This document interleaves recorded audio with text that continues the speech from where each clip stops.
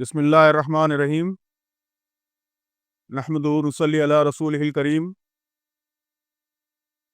محترم بزرگوں، دوستوں، خواتین و حضرات، آپ سب اچھی طرح واقف ہیں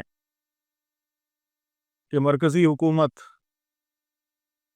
وقف ترمیمی بل، وقف امینڈمنٹ بل کو پارلیمنٹ میں منظور کرانے کی تیاری کر رہی ہے۔ یہ بل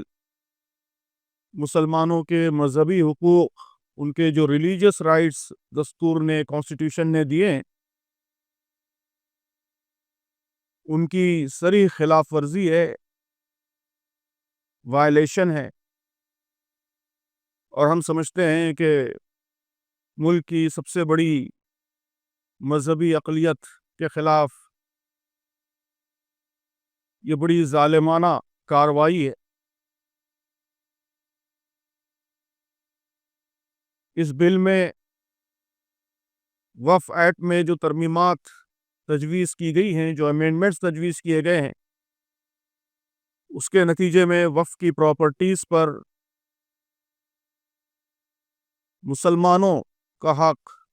اس کو چلانے، اس کے انتظام کا حق،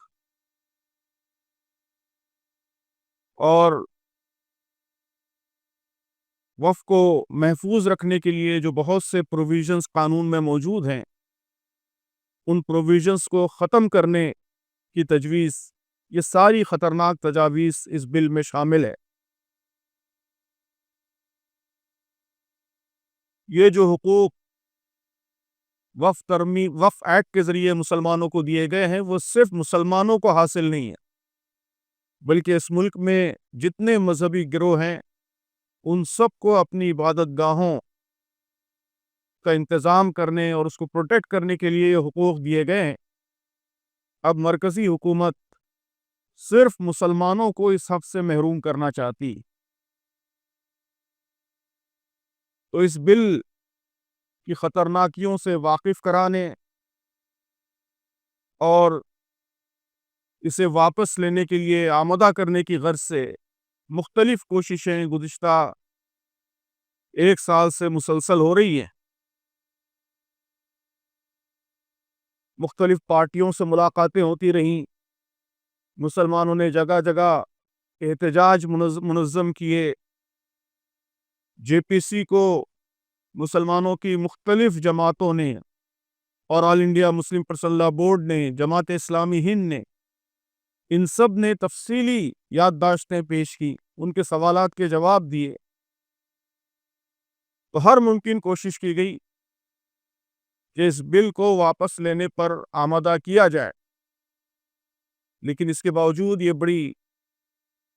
بڑے افسوس کی بات ہے کہ سارے جمہوری طریقوں کو روندتے ہوئے یہ بل پارلیمنٹ میں بلکہ پارلیمنٹ سے منظور کرانے کی کوشش ہو رہی ہے۔ تو اب اس کے سوا کوئی آپشن باقی نہیں رہا کہ مسلمان اس کے خلاف بڑے پیمانے پر احتجاج کرے۔ چنانچہ all India Muslim personal law board نے یہ طے کیا ہے کہ 13 مارچ کو جنتر منتر پر مظاہرہ کیا جائے گا،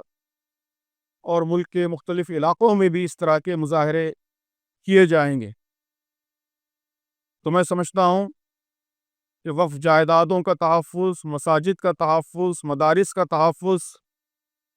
یہ مسلمانوں کی شرعی ذمہ داری ہے۔ اللہ تبارک و تعالی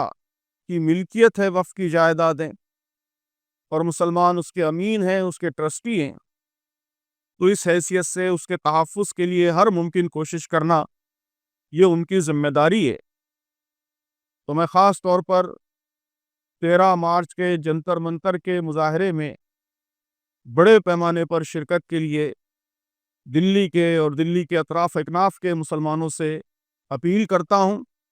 اور یہ بھی اپیل کرتا ہوں کہ اس بل کو